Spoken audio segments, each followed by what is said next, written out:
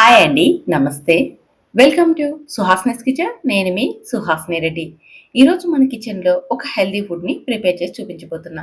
చాలా చాలా క్విక్‌గా ప్రిపేర్ చేసేసుకోవచ్చు. రుచి చాలా బాగుంటుందండి. ఒక్కసారి ట్రై చేశారంటే మీరు వీక్లీ 2 టైమ్స్ తయారు చేసుకుంటారు. అంత టేస్టీగా ఉంటుంది.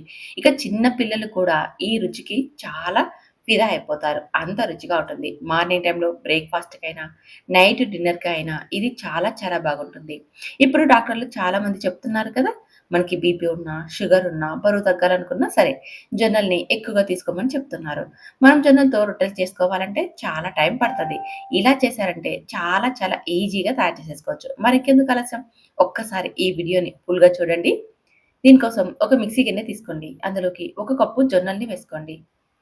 జొన్నల్ని ముందే శుభ్రంగా కడిగి ఆరబెట్టి తీసుకోవాలండి. మనం ఈ రెసిపీకే కాదు, జొన్న రొట్టెలకైనా సరే జొన్నల్ని శుభ్రంగా కడిగి ఆరబెట్టుకున్నాకే వాడుకోవాలి.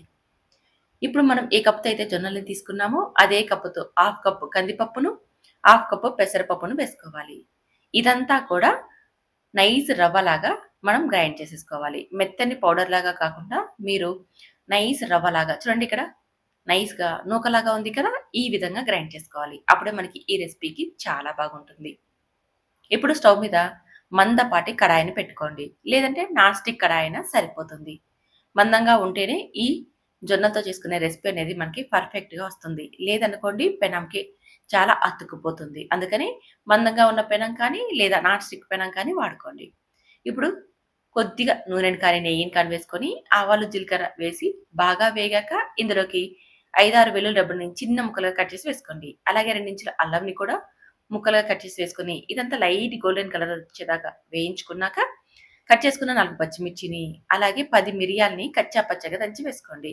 లేదా మీరు తినగలిగే స్పైసీని బట్టి మిరియాల్ని దంచి వేసుకోండి. ఇది కొన్ని సెకన్ల పాటు మాత్రమే వేయించుకోవాలి.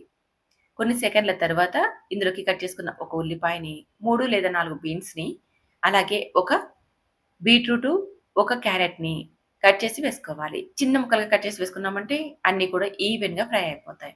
తర్వాత కొద్దిగా కరివేపాకును కూడా వేసేసుకోండి. ఇదంతా ఒక 2 నిమిషాలు ఫ్రై చేసుకున్నాక ఇప్పుడు ఇందులోకి ఒక చిటికెడు దాకా పసుపును వేసుకోండి. ఎక్కువ వేయకండి. జస్ట్ ఒక చిటికెడు వేసుకుంటే సరిపోతుంది. పసుపు వేశాక ఒకసారి అంతా బాగా కలిసేలాగా కలపండి. ఇప్పుడు ఇందులోకి మనం ఏ కప్పుతో అయితే జొన్నల్ని, కందిపప్పును, పెసరపప్పును తీసుకున్నామో అదే కప్పుతో 10 కప్పుల దాకా నీళ్ళని వేసుకోండి. కరెక్ట్‌గా మీరు ఏ గిన్నెతో అయితే తీసుకున్నారో అదే గిన్నెతో 10 కప్పుల వాటర్ తీసుకుంటే మనకి ఈ రెసిపీకి పర్ఫెక్ట్‌గా సరిపోతాయి. ఇప్పుడు ఇందులోకి రుచికి సరిపడా ఉప్పును, అలాగే 2 టమోటాల్ని కట్ చేసి వేసుకోండి. టమోటాలు మనం ముందుగానే వేసుకున్నామంటే మెత్తగా అయిపోతాయండి. ఇలా ఎసరులోకి వేసుకున్నామనుకోండి, మనకి అక్కడక్కడ టమోటాలు తగులుతూ తినడానికి చాలా బాగుంటాయి. టమోటాలు వేశాక కలిపి మూత పెట్టి ఎసరును బాగా ఉడికించండి. చూడండి ఎసరు ఇలా బాగా మరుగుతున్నప్పుడు కొద్దిగా వాటర్‌ని తీసుకొని రుచి చూడండి. ఉప్పు ఏమన్నా తగ్గితే ఇప్పుడు వేసేసుకోండి. నాకిక్కడైతే కాస్త ఉప్పు తగ్గినట్టు అనిపిచ్చి మరి కాస్త వేస్తున్నాను. ఇలా ఉప్పును వేసుకున్నాక ఇప్పుడు ఇందులోకి మనం గ్రైండ్ చేసి పెట్టుకున్నాం కదండీ! పిండిని ఇందులోకి వేసేసుకోవాలి. మంటను లో ఫ్లేమ్‌లోకి టర్న్ చేసేసుకోండి. ఇక మొత్తం అంతా కూడా మనకి లో ఫ్లేమ్‌లోనే ఉడికించుకోవాలి. ఇలా లో ఫ్లేమ్‌లోకి టర్న్ చేసేసుకొని ఒకసారి బాగా కలిపి మూత పెట్టి ఉడికించండి. మధ్య మధ్యలో కలుపుతూ దాదాపు ఇది 10 నిమిషాలు ఉడికించాలి. అప్పుడు మనకి రెసిపీ అనేది రెడీ అయిపోతుంది. చూడండి కలిపినప్పుడల్లా కూడా మనం పెనంకి అడుగు కింద దాకా కలపాలి. అప్పుడే అడుగంటకుండా ఉంటుంది. జొన్నతో చేసుకునే జొన్న బువ్వైనా సరే, జొన్న కిచిడి అయినా సరే, ఏదైనా సరే తొందరగా అడుగంటేస్తుంది. జొన్న అనేది కిందికి అడుగు భాగానికి చేరుకొని అతుక్కుపోతుంది. అందుకని మీరు లోపలి దాకా కలుపుతూనే ఉండాలి. చూడండి ఇక్కడ కాస్త ఒక లేయర్ లాగా అంటుకుంది కదా! నేను మధ్య మధ్యలో కలుపుతూ లో ఫ్లేమ్‌లో ఉడికించుకున్నా సరే కాస్త లైట్‌గా అయితే అంటుకుంది. కానీ ఇది అలాగే ఉండిపోదండి. మనం ఇలా కలిపినప్పుడు మళ్ళీ కలిసిపోతుంది. అందుకనే మీరు కలుపుతూనే ఉండాలి. ఇక్కడ నేను 10 నిమిషాల తర్వాత చూపిస్తున్నా చూడండి. నాకు ఈ జొన్నన్నం అయితే రెడీ అయిపోయింది. చూసారుగా ఉడికిపోయింది. ఇప్పుడు మనం కొద్దిగా కొత్తిమీరని పైన చల్లేసేసుకొని స్టవ్ మీద నుంచి దించేసేసుకొని సర్వ్ చేసేసుకోవడమే. ఇలా చేసుకున్న ఈ రెసిపీ చాలా చాలా హెల్తీ అండి. మనం జొన్నలతో పాటు పప్పు దినుసుల్ని, అలాగే వెజిటబుల్స్‌ని కూడా యాడ్ చేసాం కదా! రుచి చాలా చాలా బాగుంటుంది. రెగ్యులర్‌గా ఉప్మా తింటూ ఉంటారు కదా! ఆ ఉప్మా కంటే కూడా ఈ జొన్నతో చేసుకున్న ఈ రెసిపీ ఇంకా టేస్టీగా ఉంటుంది. ఒకసారి ట్రై చేయండి. మీకే ఈ రెసిపీ ఫేవరెట్ డిష్ అయిపోతుంది. ఇప్పుడు మనం సర్వింగ్ బౌల్‌లోకి తీసుకున్నాక కొన్ని జీడిపప్పు ముక్కల్ని నెయ్యిలో వేయించి పైన వేసుకొని కలుపుకొని తిన్నామంటే చాలా చాలా బాగుంటుంది. అక్కడక్కడ మనకి జీడిపప్పు ముక్కలు తగులుతూ చాలా బాగుంటాయండి. అంతేనండి.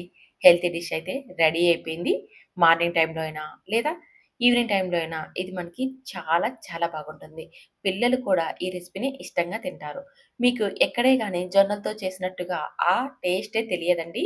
ఎంత బాగుంటుందంటే వన్స్ ట్రై చేయండి.